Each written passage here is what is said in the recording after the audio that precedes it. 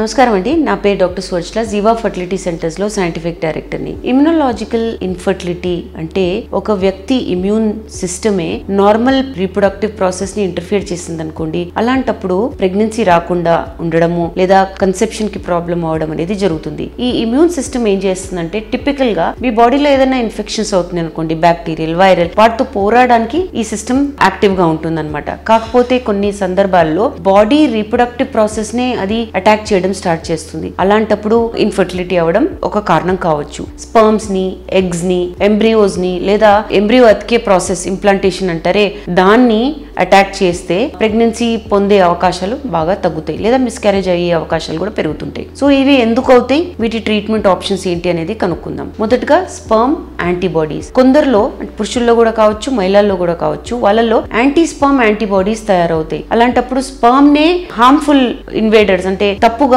బ్యాక్టీరియాలో, viral infections అనుకుని antibodies attack చేస్తాయి. ఈ యాంటీబాడీస్ స్పర్మ్స్ ని అతుక్కొని ఉంటే వీటి వల్ల మోటిలిటీ తగ్గిపోవడము లేదా అండాన్ని పెనిట్రేట్, అండంలోకి వెళ్లే దాని పవర్ తగ్గిపోవడం అనేది జరుగుతుంది. దీని వల్ల ఇమ్యూన్ సిస్టమ్ వాటిని డిస్ట్రాయ్ చేయడం, వాటిని చంపేయడం అనేది జరుగుతుంది. అందుకని ప్రెగ్నెన్సీ రాకుండా ఉంటుంది. ఇది ఏదైనా ట్రామా వల్ల అవ్వచ్చు, సర్జరీ వల్ల, వాసెక్టమీ వల్ల, ఇన్ఫెక్షన్ వల్ల కావచ్చు పురుషుల్లో. మహిళల్లో ఇమ్యూన్ రియాక్షన్స్ ఎక్కువ ఉన్నప్పుడు రీప్రొడక్టివ్ ట్రాక్ లో ఈ ప్రాబ్లం అనేది చూస్తాం. Auto immune disorders. కొందరు మహిళల్లో ఆటోఇమ్యూన్ డిసార్డర్స్ ఉంటాయి. ఎలాంటివి? ల్యూపస్, రుమటాయిడ్ ఆర్థరైటిస్ లేదా యాంటీఫాస్ఫోలిపిడ్ సిండ్రోమ్ ఉన్నప్పుడు ఈ ఇమ్యూన్ సిస్టమ్ అనేది వాళ్ళ రీప్రొడక్టివ్ టిష్యూస్ ని అటాక్ చేస్తుంది. ఈ పిండం తయారవుతున్నప్పుడు కూడా దాన్ని అతకనివ్వదు. యాంటీఫాస్ఫోలిపిడ్ సిండ్రోమ్ లో ఇమ్యూన్ సిస్టమ్ మాయానే అటాక్ చేస్తుంది. దీనివల్ల మిస్క్యారేజెస్ ఎక్కువ అవడము, ఇంప్లాంటేషన్ ఫెయిలియర్ అవ్వడము అనేది జరుగుతుంది. Natural killer cells, NK cells అంటారు వీటిని. ఈ ఎన్కే సెల్స్ ఒక టైప్ ఆఫ్ ఇమ్యూన్ సెల్స్. ఇది ఓవర్ గా యాక్టివ్ ఉందనుకోండి, యూట్రస్ లో గానీ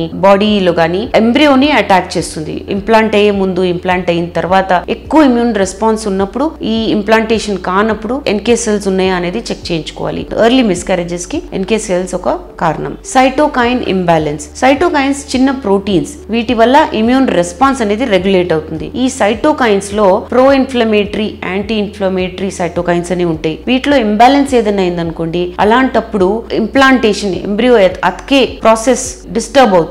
అది పెరిగే ప్రాసెస్ కూడా డిస్టర్బ్ అవుతుంది. దీనివల్ల మిస్క్యారేజెస్ కూడా అవ్వచ్చు లేదా ఇంప్లాంటేషన్ ఫెయిలియర్ అవ్వచ్చు, ప్రెగ్నెన్సీ రాకుండా ఉండొచ్చు. Chronic inflammation. కొన్ని సందర్భాల్లో రీప్రొడక్టివ్ ఆర్గన్స్ లో క్రానిక్ గా ఇన్ఫ్లమేషన్ ఉంటుంది. వాపు, ఎండోమెట్రైటిస్ లేదా పెల్విక్ ఇన్ఫ్లమేటరీ డిసీజెస్. వీటి వల్ల ఇమ్యూన్ రెస్పాన్స్ అనేది ఎప్పుడు హైగా ఉంటుంది, ఎక్కువ పనిచేస్తూ ఉంటుంది. దీనివల్ల ఇంప్లాంటేషన్ అవ్వకపోవడము, ఎంబ్రియో డెవలప్ అవ్వకపోవడం అనేది జరుగుతుంది. సో కొన్ని మంచి టెస్ట్స్ ఉన్నాయి. ఈ పరీక్షల ద్వారా ఇమ్యునలాజికల్ ఇన్ఫర్టిలిటీ ఉందా, దీనివల్ల మీకు ఇన్ఫర్టిలిటీ అవుతుంది అనేది కనుక్కోవచ్చు. మొదటిగా యాంటీ స్పర్మ్ యాంటీబాడీ టెస్ట్. వీటిలో యాంటీబాడీస్ ఉన్నాయా, దీనివల్ల స్పర్మ్స్ చచ్చిపోతున్నాయా, వీటి వల్ల స్పర్మ్స్ యాక్టివిటీ అనేది తగ్గిపోతుంది అనేది కనుక్కోవచ్చు. Natural killer cells activities test. ఈ టెస్ట్ ద్వారా ఎన్కే సెల్స్ ఓవర్ గా యాక్టివ్ గా ఉన్నాయా, దీనివల్ల ఎంబ్రియోస్ అటాక్ అవుతున్నాయా అనేది కూడా కనుక్కోవచ్చు. Cytokine testing. వివిధ రకాల సైటోకైన్స్ ఉంటాయి. వాటి లెవెల్స్ ఎలా ఉన్నాయి అనేది తెలుసుకోవచ్చు. ఇంబ్యాలెన్స్ ఉందా అనేది తెలుసుకోవచ్చు. దీనివల్ల ఫర్టిలిటీ దెబ్బతింటుంది అనేది కూడా కనుక్కోవచ్చు. Anti phospholipid antibodies. ఈ టెస్ట్ ద్వారా యాంటీబాడీస్ వల్ల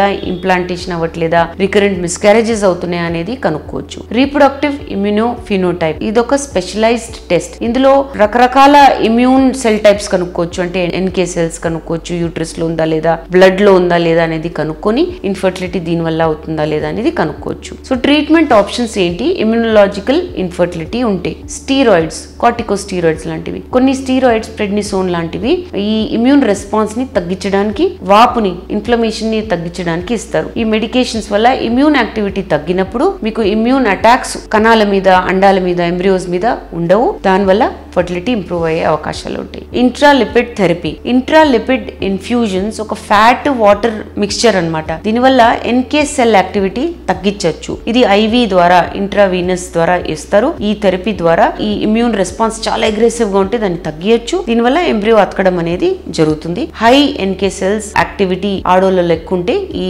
థెరపీ అనేది ఇస్తారు. ఇంట్రావీనస్ ఇమ్యునోగ్లోబులిన్, ఐవిఐజి థెరపీలో యాంటీబాడీస్ ఇన్ఫ్యూజ్ చేస్తారు. డోనర్ బ్లడ్ నుంచి తీసుకొని ఇవి ఇవ్వడం జరుగుతాయి. ఇవి ఇమ్యూన్ సిస్టమ్ ని రెగ్యులేట్ చేయడానికి, కామ్ చేయడానికి ఇస్తారు. ఈ ట్రీట్మెంట్ ఎస్పెషలీ ఆడోళ్లలో ఇమ్యూన్ రిలేటెడ్ ఇన్ఫర్టిలిటీ ఇష్యూస్ ఉన్నాయనుకోండి, ఎస్పెషలీ ఆటో ఇమ్యూన్ డిసార్డర్స్ లేదా హై ఎన్కే సెల్ యాక్టివిటీ ఉన్న వాళ్ళలో ఇది చాలా బాగా పనిచేస్తుంది. ఆస్పిరిన్ ను హెపరిన్, యాంటీ ఫాస్ఫోలిపిడ్ సిండ్రోమ్ ఉన్న వాళ్ళలో లేదా వేరే ఏ రకమైన క్లాటింగ్ డిసార్డర్స్ ఉన్నాయనుకోండి, దానివల్ల ఎంబ్రియో అతకట్లేదు, ఇంప్లాంటేషన్ ఫెయిలియర్ అవుతుంది అనుకోండి, అలాంటప్పుడు బ్లడ్ థిన్నింగ్ మెడికేషన్స్ ఇస్తారు. లో డోస్ ఆస్పిరిన్ లేదా హెపరిన్. ఈ మెడికేషన్స్ ద్వారా బ్లడ్ ఫ్లో ని ఇంప్రూవ్ చేయొచ్చు గర్భసంచికి. దీనివల్ల క్లాట్ ఫార్మేషన్ రిస్క్ తగ్గించుకోవచ్చు అండ్ ఎంబ్రియో ఇంప్లాంటేషన్ ను మాయా డెవలప్మెంట్ అనేది పెంచుకోవచ్చు. ఇమ్యూన్ సప్రెసివ్ మెడికేషన్స్ కూడా ఉంటాయి. కొన్ని డ్రగ్స్ టాక్రోలీమస్ అని లేదా మెథోట్రెక్సేట్ అని, ఇవన్నీ సివియర్ కేసెస్ లో ఇస్తారు. ఇమ్యూన్ సిస్టమ్ ఓవర్ యాక్టివ్ ఉన్నప్పుడు లేదా ఆటో ఇమ్యూన్ డిసీజెస్ ఉన్న వాళ్ళలో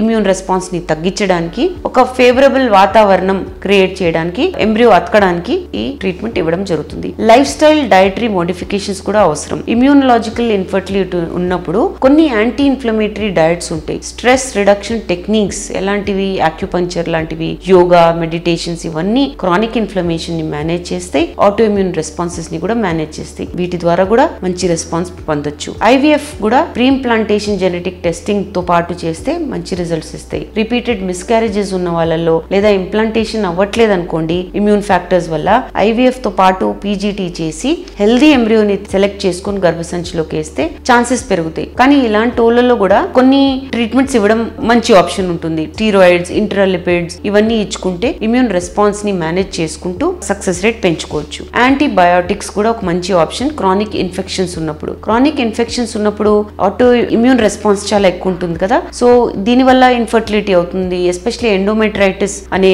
జబ్బులో యాంటీబయాటిక్స్ ఇచ్చినప్పుడు ఈ ఇన్ఫెక్షన్స్ ని తగ్గించడము, రీప్రొడక్టివ్ హెల్త్ ని పెంచుకోవచ్చు. సో ఈ ట్రీట్మెంట్ ఆప్షన్స్ చేసుకుంటే, దీంతో పాటు మీరు ఐవీఎఫ్ ని కూడా కలుపుకుంటే మీకు సక్సెస్ రేట్ అనేది బాగుంటుంది.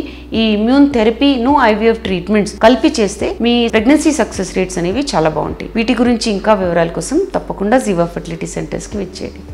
చాలా థ్యాంక్స్ అండి మా వీడియోస్ చూస్తున్నందుకు. మరిన్ని ఇలాంటి ఇంట్రెస్టింగ్ వీడియోస్ కోసం మా ఛానల్ని తప్పకుండా సబ్స్క్రైబ్ చేయండి. Thank you.